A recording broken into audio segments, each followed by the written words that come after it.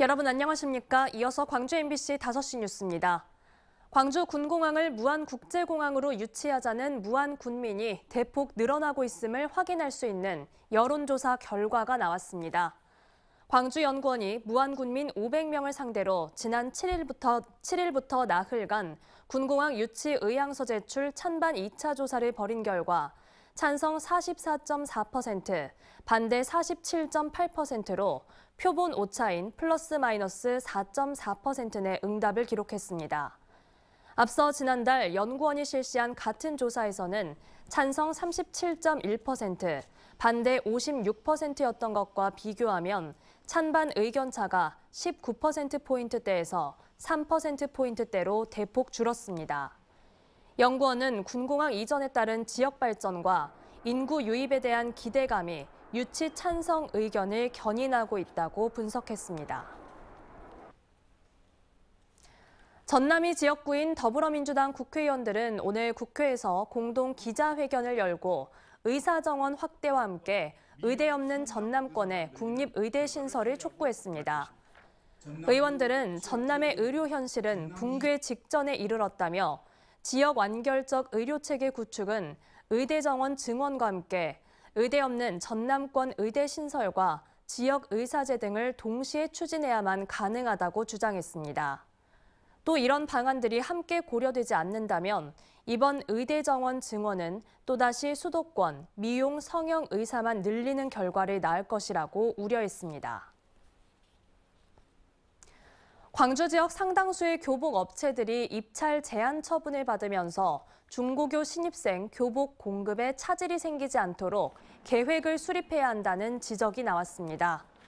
학벌 없는 사회를 위한 시민 모임은 시교육청 계약심의위원회가 입찰 참가 자격 제한 청문 대상인 교복 업체 39곳을 심의한 결과 담합 혐의 10건 이하인 업체 24곳은 5개월, 10건을 초과한 14곳은 6개월의 자격 제한 처분을 내렸다고 밝혔습니다.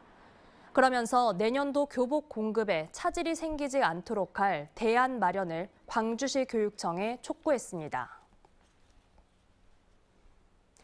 5.18 진상규명조사위원회가 발포 경위와 책임 등을 규명할 청문회를 열지 않기로 결정했습니다. 5.18 민주화운동 진상규명조사위원회는 어제 열린 전원위원회 회의에서 증인과 참고인들이 노출을 극도로 거부하고 있다는 이유 등으로 청문회 개최 안건을 부결시켰습니다. 한편 송선태 위원장은 지난 13일 국정감사에서 청문회 개최 여부와 청문회가 열릴 경우 주제를 3가지로 결정하기로 논의 중이라고 밝힌 바 있습니다. 여수의 한 도로 졸음쉼터에서 두 남성이 서로 허벅지를 돌로 찍어 한 명이 사망한 사건의 배후자인 30대 남성이 첫 재판에서 모든 혐의를 인정했습니다.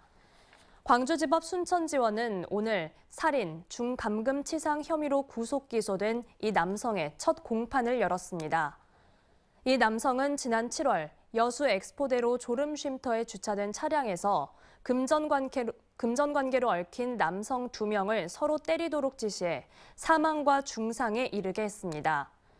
피해자들이 차량에 감금한 채 잠을 자거나 지시를 따르지 않으면 직접 폭행하기도 했으며 이 과정에서 피해자들은 공포와 무력감을 느끼는 이른바 가스라이팅 범행이었던 것으로 수사 결과 드러났습니다. 올해까지 최근 10년간 한국전력 임직원의 태양광 겸직 비리가 88건인 것으로 조사됐습니다. 이 중 경징계를 받은 건은 85%, 중징계 15%로 집계됐습니다. 양향자 국회의원은 태양광 겸직 비리의 재범 비율이 11%라며 언제 어디서나 내 손 안의 뉴스. 광주 MBC 뉴스 유튜브 구독으로 함께하세요.